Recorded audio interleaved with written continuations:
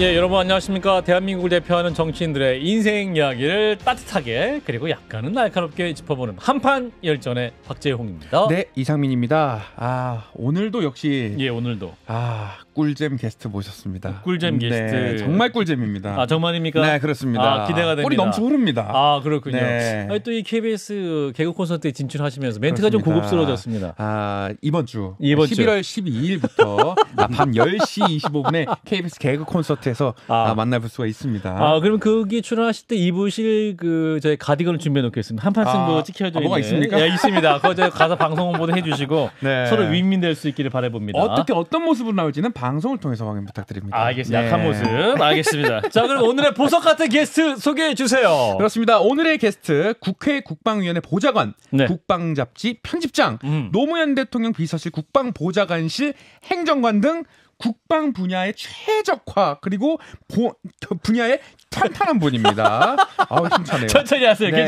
괜찮아요. 오로지 국방 최고 전문가. 대한민국 최고의 군사안보 전문가 김종대 전 정의당 의원님 어서 오십시오. 어서 오세요. 안녕하세요. 야, 김종대 의원님. 진보의 달마대사. 진보의 달마대사. 달마대사. 기독교 방송에서 왜? 괜찮아요. 괜찮습니까? 괜찮아요. 바울로 하시면 안 됩니까? 어쨌든. 바뀔 겁니다 나중에. 예. 요즘 어떻게 잘 지내고 계시죠? 아니 뭐 하도 뉴스가 많이 터지니까 국제 뉴스가 요즘 홍수예요. 그러니까 의원님 쉽지 않아요. 인터뷰를 못해서 지금 모든 방송에서 모시려고 그죠? 아이고 그러니까 어딘 가고 안 나가고 할 수는 없죠. 열심히 나가야죠. 그래서 하여간 이 세계가 불타고 있어요. 아프가니스탄에서 탈레반, 우크라이나, 그다음에 가자지구까지 그러니까. 매년 한 건씩 터지고 있거든요. 그러니까요. 아주 심각합니다. 그 현안 얘기는 이제 후반부에 가서 여쭙기로 하고 또 우리 김종대 의원님의 인생 이야기를 초반부에 한번 짚어보도록 하겠습니다. 매력적인 분이세요, 사실. 그렇습니다. 전 한판 승부 진행자라고. 그럼요. 전 프로그램 진행자였다고. 친정에 오셨기 때문에 저희가 또 전관 예우를 잘 해드려야 됩니다. 전관 예우. 정관 예우 아시죠? 알고 있습니다. 따뜻하게 질문 좀 해주세요. 네, 알겠습니다. 자를 때는 언제고? 자를 때는 언제고? 용서해 주세요. 그래도 저희가 사랑합니다. 여전히 사랑하고 있어요. 고맙습니다. 자, 그럼 내 인생의 결정적 순간 첫 번째로 가보겠습니다. 첫 번째입니다. 김종대와 밀리터리입니다. 밀리터리. 김종대와 밀리터리. 네, 좋아요. 충북 제천에서 출생을 하셨고요. 제천. 그래서 어린 시절 사진을 저희가 준비했습니다. 저희가 또 굳이 준비했어요. 한번 보겠습니다. 어린 시절 때 대선 후보급만 저희가 어린 시절 보는데 우리 의원님 어린 시절 조금 컸을 때인데요. 예. 원래 박달재에서 태어났다가 예. 한 6살 때 제천으로 옮겼어요. 그때 동생하고 찍은 사진인데 두 번째 계신 분이군요. 제가, 키가 큰 분이 김종대 어린이. 그런데 저 때 전기불을 처음 봤으니까. 그래요? 등잔불만 보다가 저 때 전기불이라는 걸 처음 보니 얼마나 촌놈이었겠어요. 그렇군요. 야, 그래가지고 어린 시절 때 형제끼리 사이는 괜찮았습니까? 아니 뭐 둘밖에 없고 지금도 이남밖에 없으니 단촐하잖아요. 우리 둘밖에 없습니까? 대부분 우리 나이 때 7, 8명 되잖아요. 그러니까 작게도 5-6명 되잖아요. 우린 둘밖에 없으니까 항상 뭐 동네 깡패들한테 같이 얻어 터지거든요. 혼자만 얻어 터질 것 같아요. 뭐 지켜주고 이런 거 없습니까? 뭐 지킬 저 능력이 됩니까? 뭐 그러니까 엄마한테 100명 만나달라고 내가 울면서 얻어맞고 와가지고 그러니까 엄마가 어떻게 100명을 낳냐고 맨날 우리는 얻어 터지니까 동생 100명 낳아달라. 네.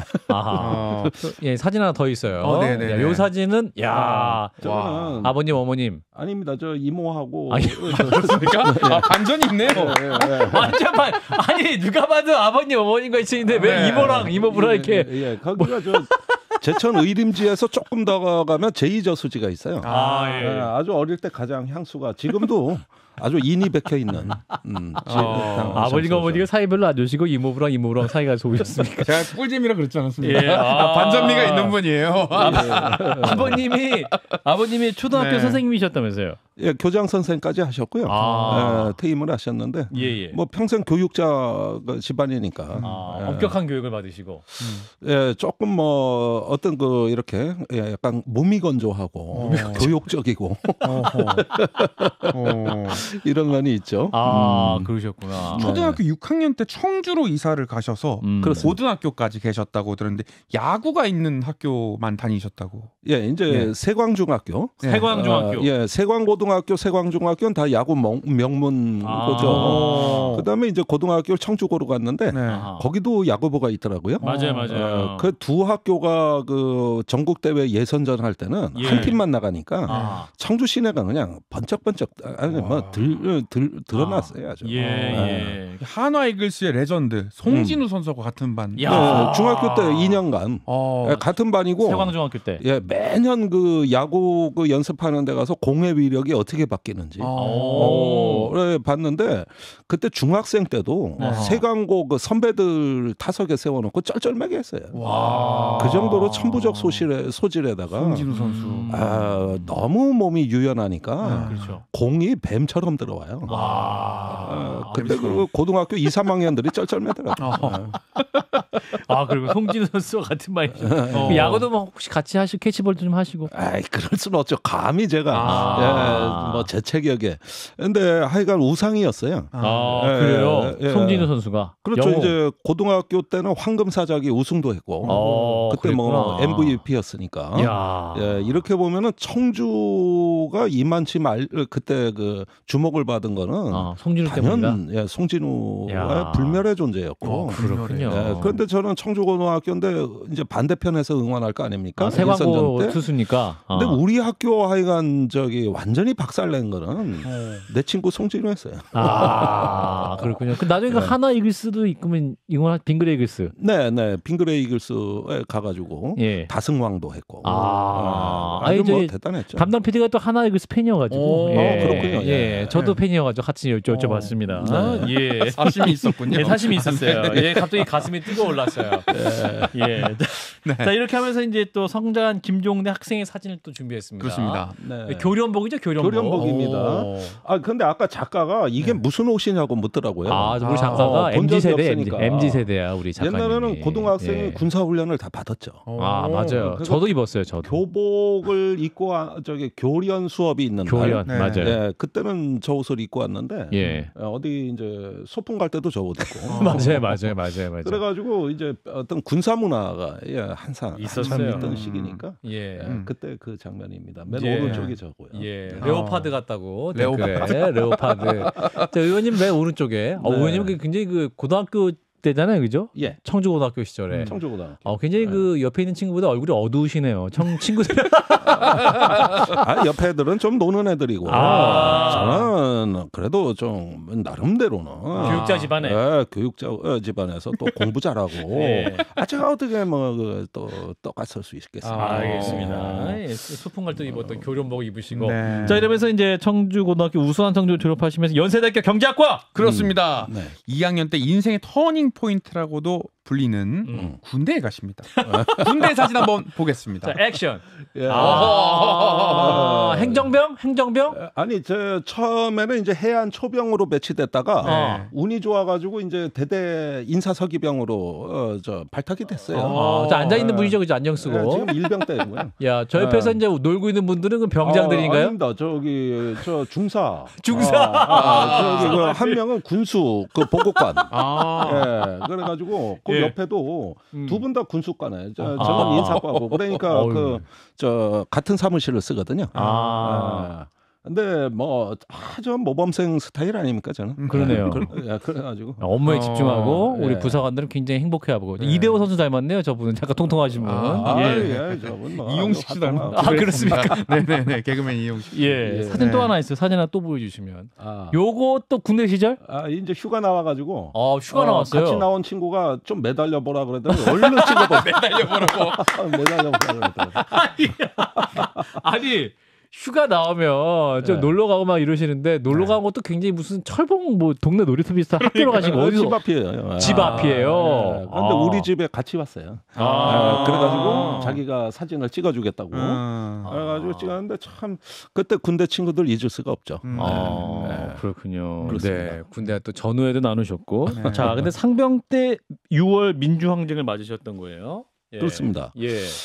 그 전에가 좀 심상치가 않았는데 저는 이제 그 학생 운동을 하다 군에 가는 그 자체 죄책감이 좀 있었어요. 아, 그래요? 이게 참 중요한 시기에 군대 와가지고 도피성 입대 같아 보이잖아요. 그것도 아버지가 뭐 거의 휴학을 강제로 시키고. 교장선생님께서. 흠씬 두들겨 패더라고 집에 갔더니.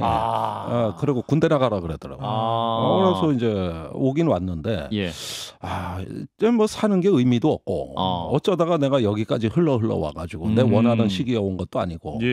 그래가지고 그냥 뭐 죽지 못해 살았어요 그냥. 그런데 87년이 되니까 막 그 저기 정신교육을 하고 뭐 이제 좌경 영공 세력 척결에 대한 정신교육을 하고 군대에서 그리고 1년 내내 시위진압 훈련 시켰어요. 그 충정 훈련이라고. 시위진압 훈련을 몽둥이 들고 시위진압하는 거. 거기에다 또 우리 대대가 시범 부대라 가지고 뭐 쓰리스타가 오고 포스타가 오고 그건 그 앞에서 시위진압하는 그것도 재현해야 되는데. 실제로 시위대를 만들어요. 대학생들 같이. 비슷하게 하라 그래요. 학교에서 하던 대로. 시뮬레이션. 그리고 그걸 쫓아가서 토끼몰이식으로 이렇게 진압하는. 이걸 시키더라고요. 그래서 시범부대가 되고 이제 드디어 87년 이제 6월이 가까우니까 저는 계엄이 선포되는 줄 알았죠. 그때 그 저기 차량 탑승 훈련도 하고 작전 지역은 인하대학교라 그러더라고. 이제 제가 부천에 있는 17사 예하부대니까 가까운 그 작전 지역 인하대학교가 우리 작전 지역이다. 그래서 뭐 점점 험악해지는데 한 뭐 새벽에 막 비상거로 차량 탑승도 시키고 그래서 이거 진짜 뭐가 선포됐나? 계엄인가? 뭐 이런 어떤 그 저기 불안감도 있지만은 무엇보다도 저 굉장히 그 부천이나 인천에 진출하면 가혹하게 해라. 초장의 기세를 꺾어라. 학생들을. 그러니까 그런 걸로 니들이 왕이다. 저 민간인들 가면은 중국집이고 먹어 들어가 짜장면 있으면 먹어라. 뭐 구두 닦기한테 군화 닦으라 그래라. 기선제압이다. 그러니까 계엄군은 이런 걸 계엄군이라고 하는 거구나. 사람을 그렇게 만드는구나. 이래가지고 어떤 실존적 고민에 빠졌죠. 야, 어떻게 해야 되나. 이제 우리가 5.18을 알잖아요. 광주를 아는데 모르면 모를까 뻔히 아는데 또 그 순간인가?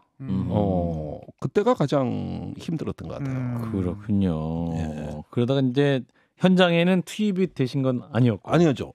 그러니까 저는 우리가 천운을 타고났다고 보는 게 참이 복받은 세대입니다. 그때 유혈 사태로 가지 않고 6.29 선언으로 인해서 평화적으로 이 사태가 마무리됐거든요. 이건 정말 우리한테 천운이다. 그때 만약에 계엄군으로 출동했더라면 어땠을까. 그래서 제가 그 대대 인사설기병 하다 보니 대대원 정보를 알잖아요. 뭐 그 저 대학 출신들도 알고. 그래서 여러 번 상의했던 것 같아요. 어떡하지? 만약 그런 상황이 발생하면 니들 광주 얘기 들었지. 다들 그러니까 뭐 두려움은 가서 출동하는 게 두려움이 아니라 우리도 역사의 죄인이 얼마든지 되겠구나. 그리고 옛날에는 내가 싸우던 그 상대방이 스스로 내가 돼서 이제 바리케이트 반대편에 있는 거니까 너무 고통스럽죠. 그래서 사실 주변에도 상의를 많이 했던 것 같아요. 그랬군요. 다행히 현장에 갈 일이 없었기 때문에 이제 행운하였다 이런 말씀입니다. 그 기점을 계기로 군사 전문가가 되기로 결심을 하신 건가요? 어떻게 군사 전문가로 이렇게 변모를 하시게 됩니까? 국방 관련 일을. 사실 경제학과 출신인데 그런데 87년을 군에서 겪었다는 게 너무 저로서는 이게 큰 충격이었어요.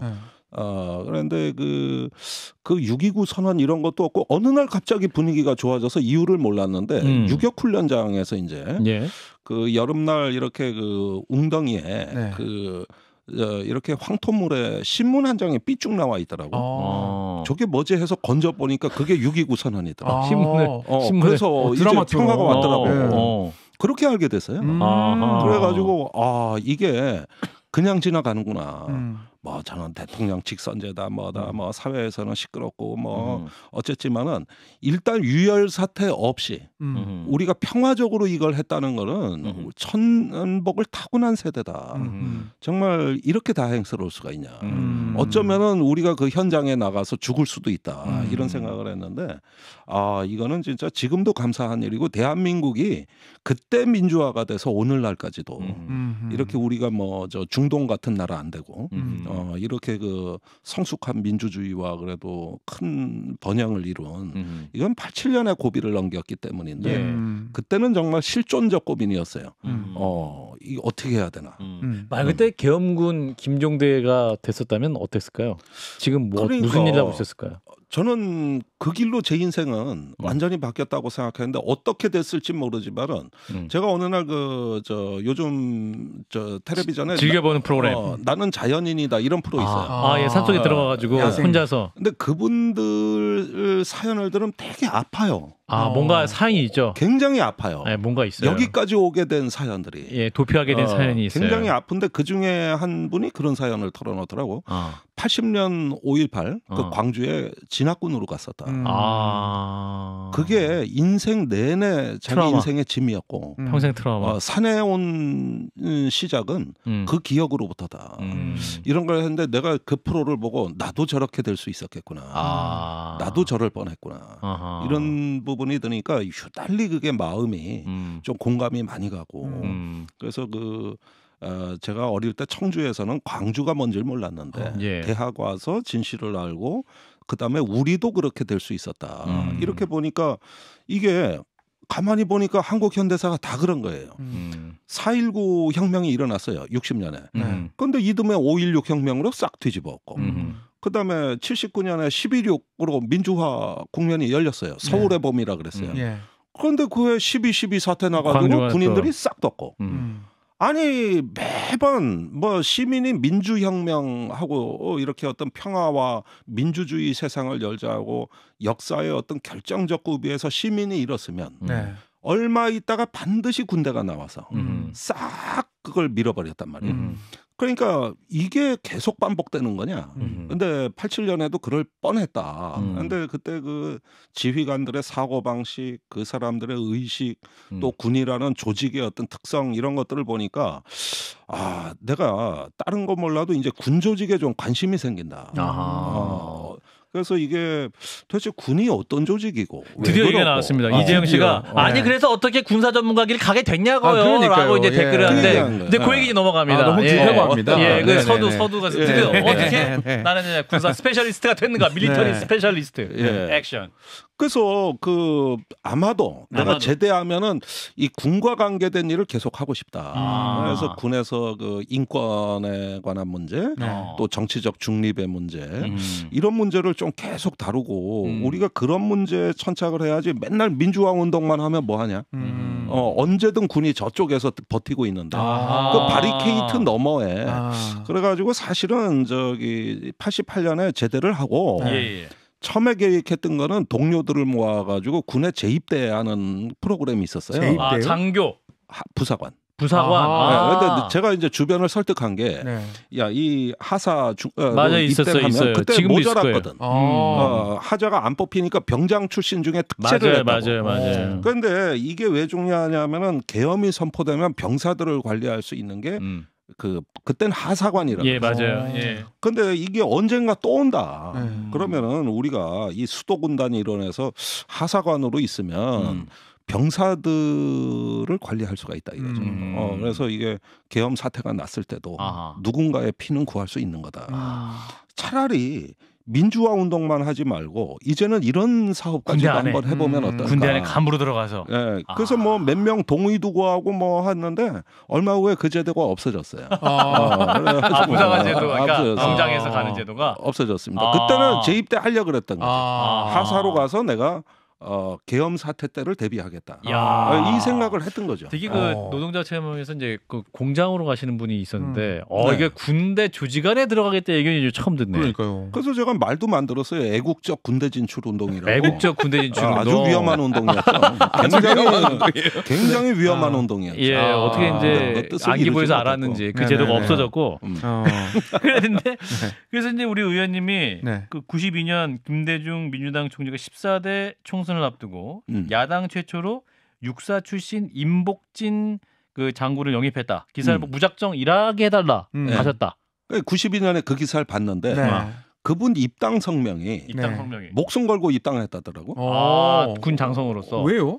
그걸 보고 깜짝 놀란 게 정규 육사 출신 장군이 야당에 입당했다는 게 이게 헌정일의 1호예요. 목숨 걸고. 그러니까 임복진 장군. 뭐냐 김대중 당시 총재한테 이제 입당 제의를 받고 그 고민할 때 그 가족한테도 상의하고 했는데 다 들어눕더래. 그리고 이제 저기 청와대에 있는 동기생한테도 전화가 왔대요. 어디 국가 그 공기업 사장 자리 하나 봐놨다. 뭐 어쨌다 이런 얘기도 들리고 하는데 저기 뿌리치고 그 입당 선언을 하는데 이게 뭐 전에 육사 선배 한 번도 가보지 않은 길을 자기가 가는 거니까 그때 김대중 총재는 뭐 용공, 그렇죠. 뭐 좌경, 뭐 여기에다 색깔론 뭐 이런 거 여기에 목숨 걸고 입당했다? 나 저 사람 꼭 만나고 싶다. 이래가지고. 그분이 국회의원 되고 얼마 있다가 국회로 찾아간 거예요. 여의도 가서 이따 가서.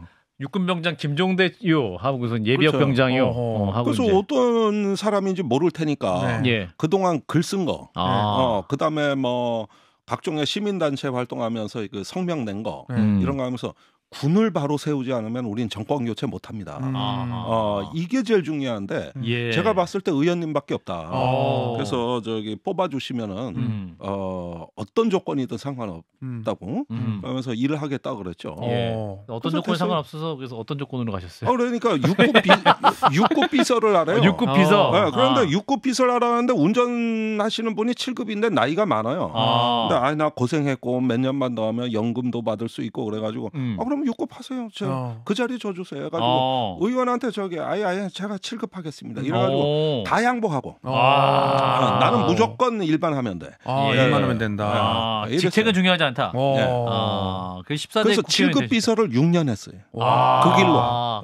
그러니까 우리 임복진 의원 방에서 쭉 6년을 하신 거예요. 6년을 하고 이제 나중에 비서관 보좌관까지 하면 7년. 그런데 그 중에 6년을 그때 정책비서는 다 6급이었어요. 그 아래짜리. 그래가지고 7급으로 맨 말찍으로 하겠다 이래가지고 했죠. 그러다가 또 16대 총선에서 임 의원이 낙선하자 또 다른 의원실로 가시네요. 그때 해군 참모총장 지낸 유삼남 의원이 이제 이때는 민주당에도 뭐 이제 군장성 막 들어와요.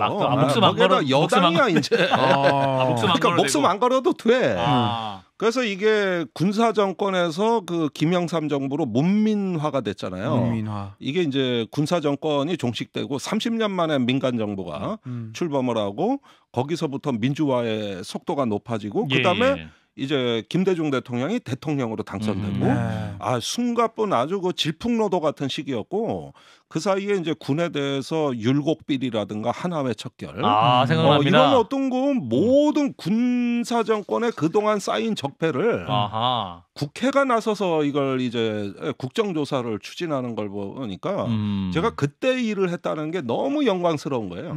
의원님 인생에 화양연화 같아요 지금. 너무 행복해하시는 것 같아요. 너무 행복하죠. 이거는 일하는 자체가 저한테는 저는 진짜 국회 풀 한 포기까지 사랑했습니다. 이 공간은 나한테 천직이고 그 정도로 나무 하나 풀 하나도 너무 예뻐 보이고 엄마는 국회 사무총장입니다. 국회의장. 그래가지고 율곡비리 국정조사하고 이럴 때 매일 자정 넘어 퇴근해도 행복해. 다음날 새벽 6시에 또 출근하고.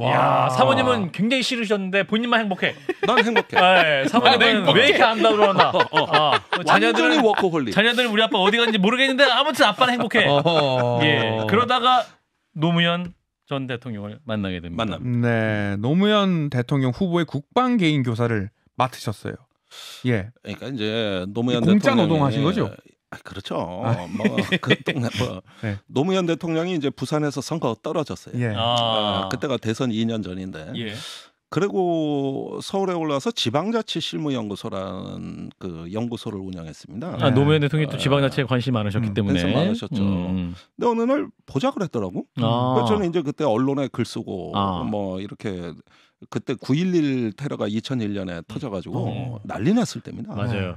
그때 이제 국방 전문가들이 좀 많이 나섰거든요. 그 중에 한 명이었는데 언론에도 나가고 그랬는데 그 제가 쓴 글을 읽었다고 좀 보자 그랬더라고요. 그래 가가지고 한 2-3시간 정도 같이 토론하면 된다는 얘기를 듣고 갔어요.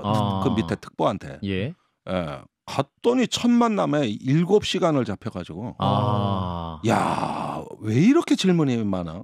궁금한 건 못 참더만 더군다나 군대 얘기 어디서 들은 적도 없고 그래가지고 저기 도시락 까먹으면서 7시간을 토론을 했거든요. 예. 난 참 첫 만남이 재밌는 게 정말 호기심이 많구나. 이분이. 그러면서 꼭 하는 얘기가 있어요. 뭐 일각에서 내가 뭐 대통령 후보 얘기하는데 그딴 거 되지도 않을 거니까 내가 대통령이 될 거다 뭐 이런 생각하지 말고 생각나는 그대로 대화를 하자. 그래서 다 열어주고 그다음에 학생 안 좋을 테니까 진짜 열심히 배울 테니까 저기 뭐 보고서야 준비해 갔지만 그것도 있고 다른 궁금한 거 이런 거 토론 좀 하자 했는데 분명히 아침에 한 10시인가 11시인가 한 것 같은데 나올 때 보니까 벌써 껌껌하더라고.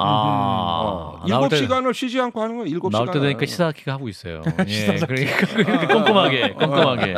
야, 그랬군요. 그렇게 고생했는데 1,000원짜리 한 장 안 줬다며.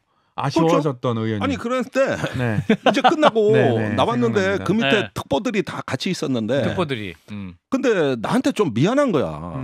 그러더니 나는 뭐 수고비가 없나? 그래서 아니 뭐 없으면 없겠지 하는데 미안하다고 밥 먹고 가라고. 밥 먹고 가라고. 그러면서 그 옆 사무실에 나보고 잠깐 있으래. 정리할 동안에 퇴근 준비할 동안에. 근데 이제 거기에 토론이 끝나고 간 줄 알았던 노무현 의원이 거길 불쑥 들어온 거예요. 뭐 생각난 게 있는지. 그러더니 내가 안 가고 있는 걸 보니까 거기 특보들 많잖아요. 근데 지금부터 내 얘기 잘 들어. 뭐 교수니 박사니 데리고 오지 마. 김종대 씨 같은 사람을 데리고 와. 국방에 관련해서는 실무를 하니까 질문을 하면 해결책이 나오잖아. 그러니까 전부 그 특보들이 듣고 그러더라고. 그래서 나는 하이 뭐 1,000원짜리 한 장 안 주니까 말로 다 때우는구나. 최고다. 김종대 최고다. 나봉. 나봉. 그런데 그 장면이 훗날 이제 본인이 대통령이 되셨을 때 제가 인수위부터 쭉 타고 들어간 이유가 저분은 저기 대통령 당선자께서 직접 하신 인사니까 아무도 건드리지 마. 그래가지고 그냥 뭐 다면 평가도 안 받았어요. 그때 다 그거 평가받고 실세. 전만 그냥 쭉 실세. 그래서 청와대까지. 그렇군요. 야, 이 의원님이 이렇게 또 이렇게 막 쉼없이 말씀하신 게 처음인 것 같은데. 근데 그때 몇 차례 만나 토론을 했기 때문에. 노무현 정부의 자주국방 추진 계획이 나온 겁니다. 그때 제가 집중적으로 설득한 내용이에요. 그래서 협력적 자주국방이란 프로그램이 나오게 된 거죠. 그래서 노무현 대통령 인수위 국방정무위원 그리고 대통령실 국방보좌관실 행정관 이후에는 국무총리 비상기획위원회 혁신기획관. 그렇습니다. 와 진짜 실세 많네요. 실세 많네요. 맞아요. 그래서 사실은 외국 같은 경우는 이제 민간인 출신 국방부 장관도 나오고 막 그러는데 아니 민간인이 원래 합니다. 다 그래요. 국방 문민화. 다 민간인이 하고 미국은 군장성은 법으로 못하게 막았어요. 그래서 콜린 파웰이 국방장관이 못 되고 국무장관이 된 거예요. 그렇구나. 법으로 안 돼요. 금지시켜요. 그렇구나. 어디 검사가 법무부 장관을 하고 군인이 국방부 장관하고 이거 나라 망하는 길입니다. 잠깐만 이거 한국에 대입하시는 거 아니죠? 미국 얘기죠? 근데 한국은 둘 다 한답니다. 말이 되는 이게. 땀을 뻘뻘 자, 우리 또 김종대 의원께 하신 말씀 있는 게 문재인 전 대통령이 좀 잠깐 나오실까요? 안녕하십니까 문재인이고요. 제 얘기 안 하면 섭섭해서 오늘 잠 못 자죠. 저랑 막걸리도 한 잔씩 두 잔씩 종종 마시지 않았습니까? 그리고 청와대 나가실 때 노무현 정부 청와대 나가실 때 마지막 면담 저랑 했던 거 기억 안 나십니까? 그때 왜 나가셨습니까? 왜 나가셨어요 그때? 저 때문인가요? 아이고 또 그 말씀하니까 제가 가슴이 뭉클한데 그 2005년에 2005년에 제가 그 저기 국무총리실의 비상기획위원회를 꼭 한번 가고 싶었어요. 거기가 우리나라가 전쟁이 나면 전시 때 어떻게 할 것인가? 전시에 전투는 국방부가 해요. 그러나 전쟁은 정부가 하는 거예요. 국민이 하는 거거든요. 그러니까 정부의 전쟁 계획은 그 국방부 계획이 아니라 전시, 정부, 또 전시의 동원 체제, 전시 국회 이런 어떤 그 전반적인 프로그램은 국가 비밀 계획인 충무 계획을 로 짜여져 있거든요. 그러니까 전시에 이제 정부 운영이죠. 그걸 작성하는 게 국무총리실이요. 비상기획위원회. 비상기획위원회. 근데 그걸 해보고 싶은 이유가 전쟁은 어떤 절차로 진행이 되는 건가? 이게 전쟁이 작동하는 어떤 방식. 그러니까 국가는 전쟁하는 기계거든요. 그러니까 그 기계가 어떻게 돌아가는 거냐? 이걸 보고 싶더라고. 그래서 그 저기 사표를 냈어요. 그런데 그때 바로 문재인 민정수석이 부르대.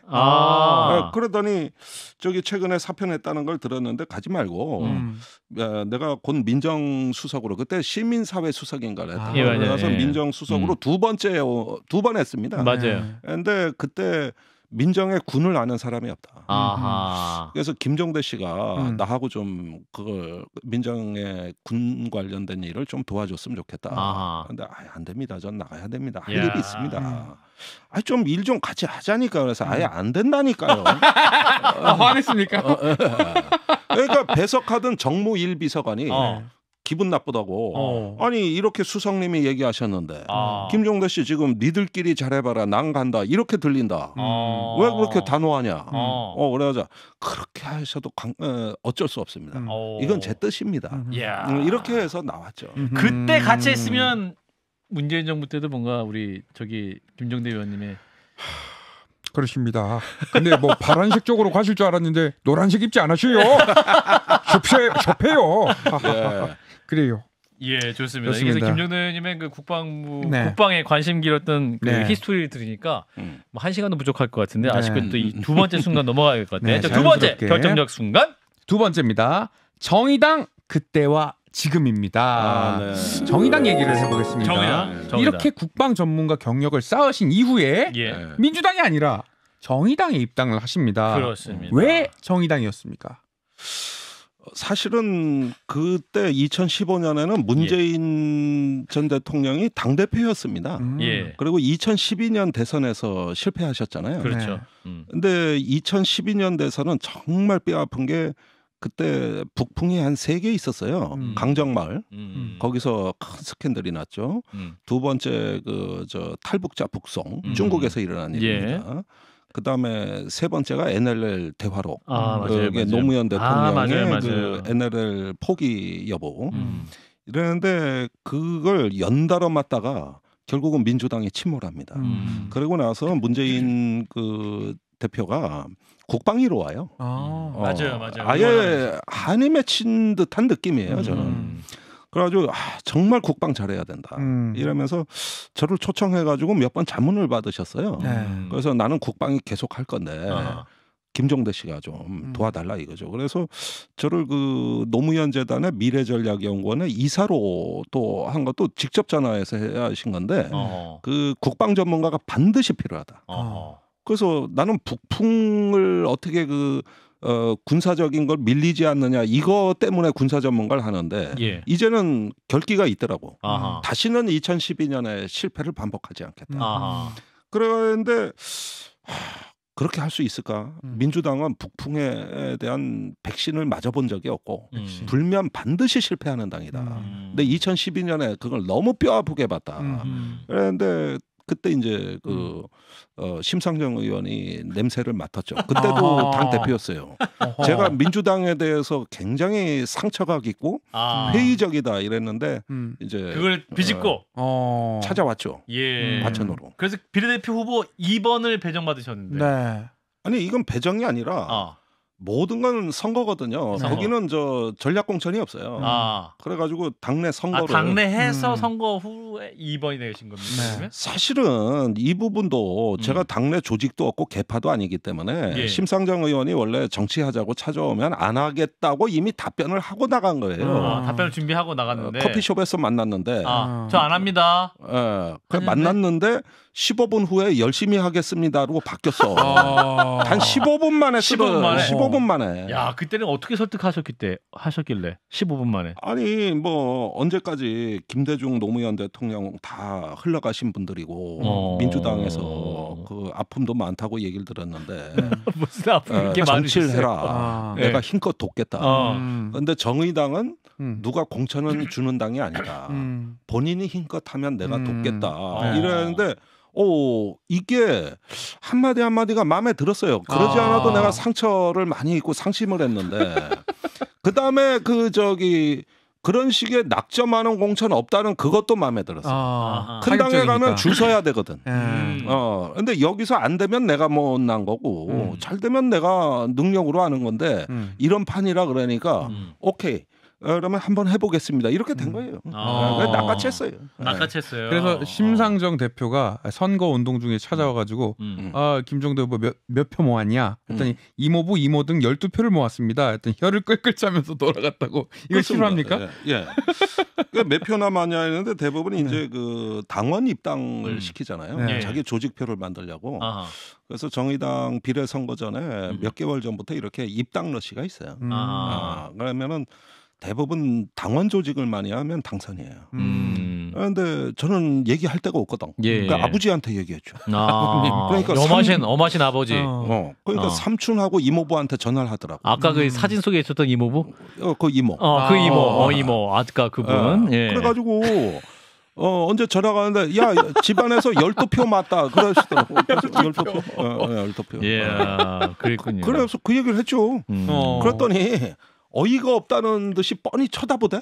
12표? 심상정 의원이 다른 사람은 1000표 단위로 입당을 했는데 그래서 사실은 그 이상 안 됩니다. 뭐 틈틈이 하겠습니다. 이렇게 얘기를 했는데 저기 당내 친구가 하나 찾아왔어요. 민노당 시절부터 당을 잘 알고 모든 개파에 정통한데 귀인이 나타났구나. 내 친구인데 이 친구가 자기들이 밤새 표 계산을 해봤대요. 근데 당신이 아마 비례대표 6번을 받게 될 것 같다. 예측을 그렇게 얘기를 하더라고. 그래서 그런 줄 알았죠. 근데 깠어요. 깠는데 표가 너무 쏟아지는데 진짜 이 쏟아지는 표가 어느 정도냐면은 거의 2등, 3등을 합쳐야 제 표가 나와요. 제가 4,000표 대고 2등이 2,000표 대니까. 그래가지고 그 비례 2번을 받았죠. 1번은 여성이니까. 그래서 2번을 받게 된 거예요. 사실상 1등인데 이제 1등은 여성에게 무조건 주기로 돼 있으니까 표 개수 1등이지만 2등이 된 것이다. 그렇습니다. 그 자기 자랑을 굉장히 심각하게. 그러니까요. 굉장히 좋았어요. 이게 여태 내 자산인데. 여태 자산인데. 아주 재밌었어요. 그하고 이제 그 정의당에서 활동을 열심히 하십니다. 노회찬 전 의원은 가까우셨죠? 원내대표 하실 때 제가 원내대변인이었고 본회의장에서 항상 제 뒷자리에 앉아 계셨으니까. 그러니까 지금도 제가 참 정치를 하려고 그래도 제가 노무현 대통령 서거했을 때 1년을 힘들었거든요.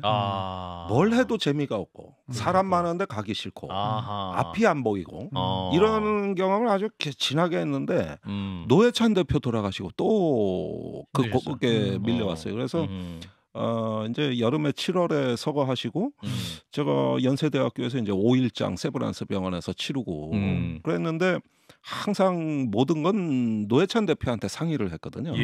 그 7월에 돌아가시고 8월에 그 국회 본회의가 열렸는데 뭐 앞에서 이상한 일이 벌어지더라고.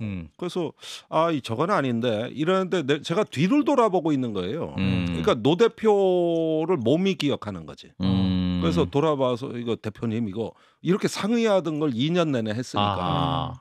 그런데 순간적으로 안 계신다는 걸 깨달았죠. 그러니까 전광판을 봐도 또는 어디 의원 명패를 봐도 어디에 노회찬 의원 흔적이 없어요. 그때 무너져 내리기 시작을 하는데 안 계시는구나. 장례식 치를 땐 너무 바빠서 몰랐는데 이제 국회에서 일상으로 돌아오고 나니까 안 계시다는 사실이 오래 느껴지는데 이 몸을 못 가누겠더라고. 이거 앞으로 어떻게 살아야 되지? 뭐 이런 암담했죠. 그런데 현역 국회의원이니까 내색할 수도 없고 또 당에 대한 책임감도 있고 그러는데 한 진짜 1년은 그때 법안 발의도 거의 안 했고 대정부 질문 돌아와도 다른 의원 하라 그래라. 나는 저 이미 많이 했다. 그리고 내가 그 병사들이 인권에 관한 법안은 초반에 집중적으로 해놨기 때문에 당분간은 괜찮다. 그래가지고 국회에서 발언도 안 하고 그리고 상임위도 몇 번 빠졌어요. 그러니까 국방부에서 내가 안 보인다고 난리가 났더라고. 그런데 이게 한 몇 개월은 진짜 몸을 못 가누겠더라고. 그 정도로 힘들었어요. 그러셨군요. 그래서 이제 그렇게 어떤 의원 시절 열심히 하셨고 또 이제 정리를 바치셨는데 요즘 이제 정의당이 굉장히 어렵지 않습니까? 어렵죠. 예, 당 상황은 좀 어떻게 보고 계세요? 그러니까 저는 거의 뇌사 상태라고 봅니다. 정의당이 저를 뽑아줬던 당원의 5분의 4가 탈당했습니다. 특히 저를 많이 아껴주셨던 분들이죠. 그리고 이제 일부가 남아 있었는데 뭐 재정으로부터 시작해서 지지율 도대체 저기 문제가 아닌 게 없다 그럴 정도로 지금 힘든 상황이고 이렇게 돼가지고 참 안타깝죠. 이게 이 전 세계적으로나 대한민국이나 지금 진보의 의제가 커졌거든요. 기후 위기라든가 극심한 불평등이라든가 전쟁의 문제라든가 사실 여기에 가장 선명한 이 저 대한 정의당 진보당 대부분 진보 정당 몫이에요. 큰 정당은 과감하지 못하잖아요. 그러니까 진보의 의제는 커졌는데 진보 정당은 작아졌다. 이 간격이 저한테는 공포입니다. 그럼 앞으로 누가 이 기후 위기와 그다음에 이 저 서민 약자 노동자 이 문제 누가 지켜줄 거냐. 그런데 지금도 화물연대 파업이다, 이태원 참사다. 제가 이렇게 쭉 다녀보면 그 천막 농성장 안에 아직도 밤새는 건 진보정당 당원이에요. 큰 당은 되게 인사만 하고 간다고. 그러면은 이 진보정당마저 소멸했을 때 앞으로 누가 지켜주냐. 그러니까 이게 또 기후 위기는 누가 말할 거냐. 물론 다 한다고는 합니다만은 그걸 자기의 어떤 정치로 삼고 하는. 그래서 정의당 당원들 만나면 이게 뉴스도 잘 모르는 것 같아요. 대부분 현장 다니느라고. 그래서 야, 저 사람들이 참 소멸되고 나면 이게 큰일이다 이 생각은 하죠. 그래서 지금 뭐 박원석 전 의원이 함께하는 대한신당 당원 모임 어떻게 되고 있어요? 그건 의견 그룹입니다. 당내 의견 그룹. 의견 그룹. 대한신당을 만들자는 의견 그룹인데 젊은 분들이나 당직자가 하면 저는 고문 정도 맡고 있으니까 그리고 불편부당하게 다 저기 도와드리고 있는데 그러다 보니까 한 가지 그 부작용이 모든 정파나 신당 세력이 내가 다 지편인 줄 알아. 심지어 이준석, 이현주 의원 왜 그 신당 썰이 있는데 이현주 의원은 자꾸 나한테 접근하더라고. 그래요? 내가 본인하고 같이 할 줄 알고. 그러니까 제가 정의당 잔류파에서부터 의견그룹에 당밖에 탈당파, 그다음에 신당 그룹에 또 저기 제가 탈당하고 민주당 들어가는 걸로 알고 있는 사람도 많아요. 대충 세보니까 당적이 한 5개 되더라. 현재 이 순간에 다 내가 자기 편인 줄 알대. 언제 구체적인 명확한 입장을 밝히셔야 될 것 같습니다. 그러니까요. 이 자리를 빌려서 한번. 아니 그런데 저로서는 포기할 수가 없는 거예요. 5개 전부 다? 그런데 사실은 5개 다. 5개 다 포기할 수가 없는 거야, 내 입장에. 그런데 저만큼 민주당 당원 교육을 많이 다니는 사람도 없어요. 그래요? 초청을 받아가지고. 이제 국회의원들이 초청해 지역구 가서 제가 부흥회 하면 목사 노릇 해줘요. 이제 저 지역구 부흥회 내가 하러 딱 가가지고 웅변을 해줘야 돼. 웅변을.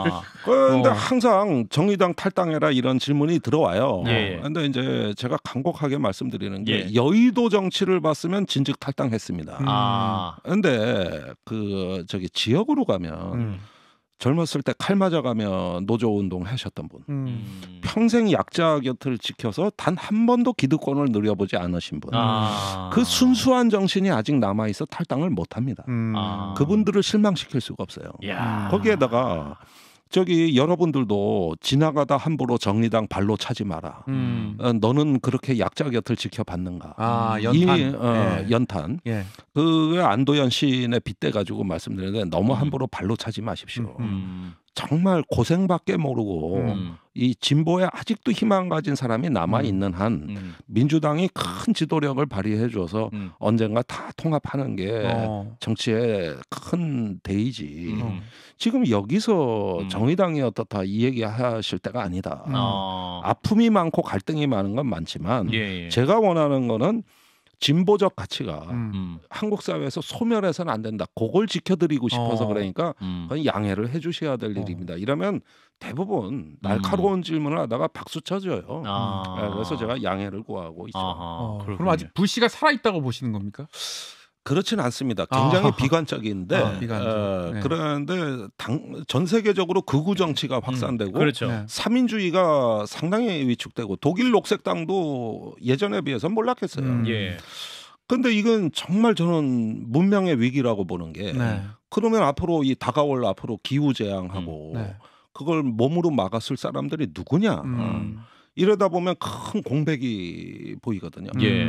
다 뭐 정치라는 게 뭐 내 집값이 얼마고 자산 가치가 얼마고 이런 어떤 물질적 욕망에 뿌리를 두다 보면 이 공동체 존립, 이 사회의 안전은 그럼 어떡할 거냐는 거예요. 이게 그런 면에서 이 도덕을 얘기하는 것처럼 정치에서 실패하기 딱 좋은 게 없는데 아직은 필요하다. 그럼 이준석 신당 전혀 뭐 이렇게 합류하실 이현주 신당 전혀 유호정 의원이 좀 할 수도 있다. 뭐 이런 거기 뭐 금태섭 양양자 그쪽을 접촉했다는 소문도 들리고 제가 요즘 만나면은 이거 방송에서 해도 되는 표현인지 모르겠습니다만 개나 소나 다 신당 창당한대요. 진짜 왜 이래 많어? 촛불 세력은 촛불 세력대로 뭐 또 뭐 저기 하는데 그런데 전부 제가 만나서 얘기해 보면은 어디서 문제를 느끼냐면 정치를 얘기하는 게 아니라 정파를 얘기합니다. 파당을. 그건 요렇게 모아서 하나 만들자. 저렇게 모아서 하나 만들자. 근데 지금은 그거는 정치가 아니라 정파예요. 그래서 뭐 선거법을 활용해서 비례정당을 만들고 싶어 하고 대부분 그런 꿈을 꿔요. 근데 그 큰일 날 기획이라고 제가 말씀드리고 싶은 게 그러면 하나의 정파가 생기는 거지 정치는 아무것도 변하는 거 없다. 지금 그럴 때가 아니다. 큰 통합을 이걸 꿈꾸는 담대한 연대를 꿈꾸는 그 상상력이 필요한데 지금. 그지 비례정당 하나 더 만들어 뭐 할 건데. 의미가 없다. 예, 좋습니다. 우리 김정대 의원님 말씀을 드니까 밤새야 될 것 같은데 시간이 얼마 없어서 세 번째 결정적 순간으로 넘어가 보겠습니다. 네, 세 번째입니다. 안보 전쟁. 안보 전쟁. 네, 그동안 의원님께서 윤석열 정부의 안보 정책에 대해서 계속 지속적으로 비판적인 목소리를 내오시지 않았습니까? 윤석열 대통령의 안보 기조 가장 큰 문제는 뭡니까? 저는 대한민국이 이스라엘 되지 않은 안보 정책이다. 지금 정부가. 대한민국은 정전협정과 남북 군사 합의서라는 그 군비 통제 규범이 있고 완충지대가 있어서 큰 전쟁 없이 70년을 여태까지 살아왔는데 최근에 그걸 무력화하겠다 그러십니다. 군사 합의서를. 9.19 군사 합의서. 그럼 완충지대가 줄어드는 거거든요. 이스라엘 하마스가 왜 일어났습니까? 전쟁이?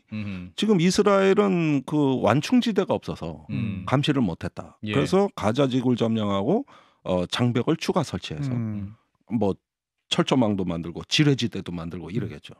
그게 바로 한반도 모델이에요. 한반도를 닮아가는 거예요. 그 비무장지대가 있잖아요. 우리는 DMZ라든가 그다음에 군사합의서의 비행금지구역, 훈련금지구역. 이렇게 훌륭하고 성공한 안보체제로 우리가 이렇게 지금도 큰 전쟁 걱정 없이 살고 있는데 멀쩡한 협정을 왜 없애? 그거는 이스라엘 같이 되자는 얘기 아니에요. 이게 후한충구역이 없어지니까. 그래서 이스라엘이 대한민국을 바라보고 있는데 왜 대한민국은 우리 성공한 안보에 대해 자신감을 갖지 못하고 있는 협정을 없애는가 이런 점에서 가슴 아픈 그 일입니다. 그래서 저는 지금이라도 우리 안보에 자신감을 갖고 좀 있는 장점을 제대로 활용하는 내가 무슨 자원을 활용할 수 있는가 이런 데 눈을 떠야지. 왜 자꾸 불안하다 그러면서. 대통령이 불안하다고 왜 자꾸 하시는 거예요? 아니 자원을 활용을 해야죠. 반국가 세력과 공산 전체주의 세력을 우리 계속 쳐다보고 있는데 대한민국 지킴이인 제가 가만히 있으면 되겠습니까? 국가 안보는 비싼 무기도 중요하지만은 그것보다 그 웨폰보다는 그 장병들 그 정신교육, 그 교육이 에듀케이션이 중요한데 그거를 반대하시는 겁니까? 나 참 그 전문가 맞습니까? 대통령이 화나신 것 같은데 답변해 주세요. 아니 그래서 그 교육 시키려고 홍범도 장군 멀쩡한 흉상 철거하고 그래. 아니 범도형이 왜 나옵니까? 독립영웅실 없애고 그 그 독립운동도 정신교육에 그 안 좋다는 거 아닙니까? 어쨌든 국가 안보를 중요시해야 된다 이 말입니다. 북한이 북괴가 우리 쳐다보고 있어요. 네, 알겠어요. 대통령님 오늘 너무 흥분하셔갖고 다시 국정을 살피시고 자 이런 가운데 최상병 해병대 최상병 순직 사건이 이제 3개월 정도 지났습니다. 이게 진상규명이 제대로 되지 않은 상황이고 사건 관련자들 그러니까 임성근 사단장은 정책 연수를 갔어요. 또 김기환 사령관은 유임됐고.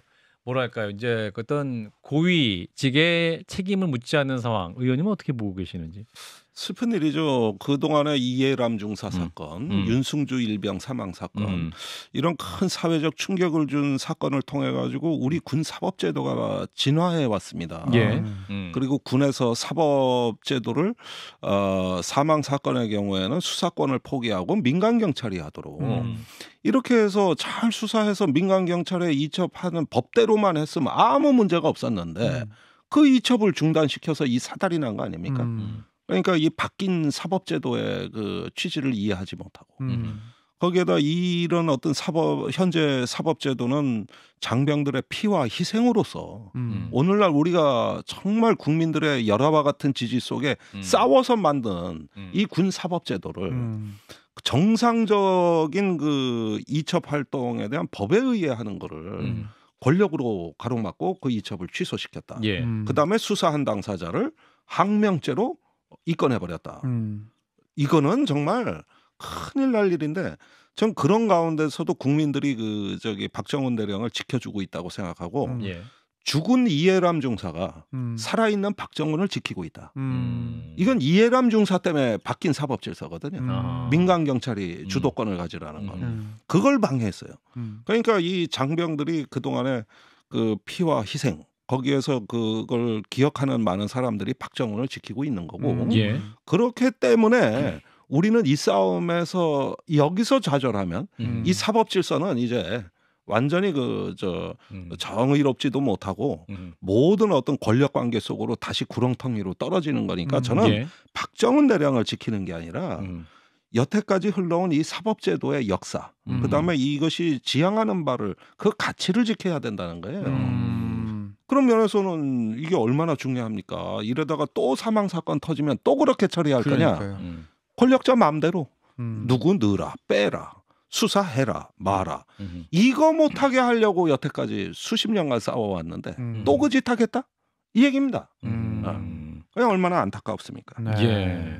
그래서 최근에 이제 그 언론의 관심이 좀 떨어지는 분위기이기도 한데 그럼 이 문제를 또 어떻게 더 관심을 갖고 우리가 추적을 해야 될지. 아니 그런데 국회에서 이 문제 특검안이 패스트 트랙으로 지정이 됐고 지금 조금만 더 노력을 하면 특검이 가능해졌어요. 그래서 지금은 우리가 남아있는 사법 수단을 가지고 얼마든지 포기하지 않고 지치지 말고 싸우면 저는 성과를 낼 수 있다. 그래서 지금 박정원 대령 동기생들이 50km 행군을 시작해가지고 이미 포기하지 않기로 다 결의가 돼 있고 이런 것들은 이제 우리가 이 특검을 반드시 성사시켜서 누가 처음에 부당한 지시를 했는지 밝혀내야 돼요. 알겠습니다. 또 저희 언론도 잘 추적을 할 거고요. 자 오늘 국방부 장관이 또 오후에 주목받는 뉴스가 생겼습니다. 저 의원님 저기에 문자 사진이 찍혔어요. 그 예결위 회의를 하다가 신원식 국방부 장관이 2차 전지 주식 거래 내역이 담긴 문자 메시지를 확인하는 게 또 확인이 됐습니다. 문자 내용이 뭐냐면 증권사 위탁 대리자가 땡땡 종목 매도 1000주 1천주 24,250원 사모님 767주 24,250원 이라고 문자를 보내자 신 장관이 네, 장 마감 후 어제처럼 총액 보내주세요 라고 답하는 문자 메시지 대화였습니다. 예. 국회 본회의장 아닙니까? 그러니까 예결위 회의장 안에서. 네. 이거 참 절망스럽습니다. 이 정권 하면 생각나는 게 주식거래, 부동산 투자 아주 뭐 그냥 한두 명도 아니고 줄줄이 그냥 그래서 재산 부풀린 귀재들만 다 모였는데 세상에 국방장관까지 저런. 국방부 해명은 이제 오늘 아침 9시 35분에 수신을 했고 9시 45분에 답신한 거다. 전체 회의가 시작하기 전에 오고 간 문자이기 때문에 잠깐 재확인한 거다라고 해명을 했는데. 뭐 그렇겠죠. 그 말은 믿습니다. 그러나 예결이라는 거는 지금 저기 올해 그 국방 예산이 특히 재앙적 예산이고 재앙적 예산이다. 재앙적 예산. 왜 재앙적입니까? 병사들 월급에 그 상응하는 간부의 처우 개선이 다 빠져서 초급 간부 이렇게 되면 간부 지원 안 하고 지금 벌써 부족 사태가 벌어져서 108개 ROTC 학군단 중에 54개가 정원 미달. 그러니까 사병들 월급을 뭐 200만 원까지 올릴 수 있는데 그게 이제 하사관이나 소위들 월급이 거의 같아져요. 거의 비슷해가고 오히려 그분들은 간부들은 밥을 본인 돈 내고 먹게 되니까 그렇죠. 오히려 수령액은 더 적어진다 이런 얘기인 거예요. 아니 그렇습니다. 거기에다가 ROTC 소위로 인간하면 28개월 복무입니다. 병사 18개월이에요. 누가 가죠? 거기에다가 대한의사협회가 요즘 의대생들한테 저기 공중보건의 가지 말라 그래요. 그거 가가지고 5년을 썩냐? 저기 뭐냐 군대 18개월에 200만 원 주는데 의대생도 군대 가라 차라리. 그러니까 사병으로 가라 갔다 와라 그냥. 우리 지금 병역 특례 보건 체계 이것도 위기예요. 그다음에 군의 초급 간부 위기예요. 아니 군대 망하기 딱 좋아요. 그런데 올해 국군의 날에 윤석열 대통령이 군의 초급 간부가 흔들리고 있다. 그래서 공무원하고 동일한 직급을 못 받는 게 말이 되냐 그러면서 당직비 지금 10,000원 받는 거 30,000원으로 올리는 거, 주택수당, 그다음에 저기 저 성과상여금 이런 것들 이제 초과근무수당 이런 건 해주겠다 그랬어요. 그런데 그 대통령 말을 믿고 국방부가 해당 예산 5,600억 정도를 신청했습니다. 실제 예산은 어땠냐? 그 중에서 3,000억 넘게 삭감해요. 3,000억 넘게. 예, 그래가지고 제가 지금 방금 말씀드린 항목은 처우 개선 제로. 방금 말씀드린 거. 그러면 처우 개선 제로. 의원님 말씀드리면 신원식 장관이 해야 될 일은 본인 주식 문자 확인할 게 아니라 5천억 신청했다가 3천억 삭감된 그 예산을 보고 슬프게 울으셔야 됐던 게 아닙니까? 아니 지금 저기서 국방 예산 심사 받는데 저게 눈에 들어옵니까 지금? 지금 군대 조직이 붕괴되고 있는데 이 이야기는 보수 언론에서 매일 지적하던 거고 올해 내내. 그래가지고 저 예산안 나오고 심지어 연합뉴스에 국방부 출입기자 제목이 그거예요. 초급 간부 처우 개선이 그렇게 어렵냐? 병사들 처우 개선에 비하면 적은 돈인데 이 이야기까지 나오는데도 이 모르쇠하는 거는 제가 이거는 아니 이 정부 임기 끝나기 전에 군 조직은 박살나요. 누가 오겠어요 여기는? 누가? 사관학교도 안 가고 사관학교 경쟁률도 떨어졌어요. 안 가고 거기도 다 하락이요. 모든 지표 전부 다. 오늘 그 해병대 부사관 그 지원도 너무 떨어졌다 이런 기사가 있었는데. 떨어지죠. 거기에다 저 최수근 상병 저런 거 뉴스 나가고. 아니 사단장이 자기만 살겠다는데. 그러니까 이런 것들은 아무리 이념 교육을 강조해도 대통령의 말이 공회전 하는 거예요. MZ 세대는 전혀 미동하지 않죠, 이제는. 미동하지가 않죠. 누가 군대 간부로 가겠습니까? 의원님께서 만약에 지금 국회에 계시다. 그럼 신원식 장관한테 뭐라고 질타하시겠습니까? 아니 그거 볼 때요라고 하실 겁니까? 저기 계속 가서 죽거리 하세요. 마음이 콩밭에 가 계신데 여기 왜 앉아 계셔? 하고 사모님하고 돈 벌어야지. 여기서 왜? 지금 초급 간부들 저기 당직비 10,000원에 지금 NLL 동해 시끄럽잖아요. 목선 넘어오고 한 번 출동 나가면은 막 2주 3주 그 배 안에 있어봐요. 그러면은 지금 초과근무 수당 그거 받고 하는 줄 알아요? 없어요. 없습니다. 공짜 노동이다. 그다음에 10,000원 받고 10몇 시간 당직비 하면 시급이 얼마인지 아십니까? 740원이다. 1시간 시급이. 그래요. 그런데 주식값이 그게 수치가 눈에 들어옵니까? 그래? 눈에 들어와? 감사합니다. 감사합니다. 자, 의원님. 너무 매웠습니다. 네, 지금 국회까지 전달된 것 같고요. 네. 자, 그래서 이제 마지막 이제 김종대 의원님과의 시간을 거의 마무리할 때 됐는데 네. 이제 질문을 거의 마무리했고 이제 마지막에 한판 승부 구독과 좋아요, 알림 설정 요 요청하는 요 카메라를 보고 네, 진지하게 네. 말씀 주시면 되겠습니다. 또 슈트베리님은 전쟁 영화에서 살아나온 사람 그 줄거리 이야기 같다. 심수진님은 김종대 다시 보게 됐다. 따봉. 제이님 겸손하게 자랑하는 스킬 좋았다. 이런 말씀 주셨습니다. 네. 자, 한판 승부 구독과 좋아요, 알림 설정. 자, 의원님 부탁드리겠습니다. 네. 요 카메라를 보시고 네. 요쪽 카메라. 이번 카메라. 액션. 제가 여기서 진행할 때 망했었어요. 그래가지고 제가 10개월 진행하고 잘렸잖아요. 근데 CBS가 그런 수준이 아니에요. 지금 박재홍 아나운서 또 이상민 크리에이터를 봐서 제가 말아먹은 방송 살려주십시오. 이제는 좀 제대로 좋아요, 알람, 댓글, 구독. 좀 해주라 좀. 네, 진짜 이런 거 잔소리 해야 되겠네.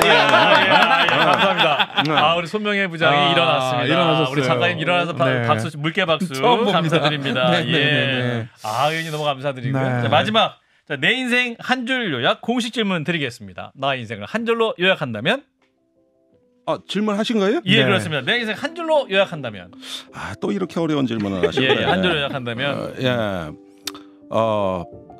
하여간 밀리터리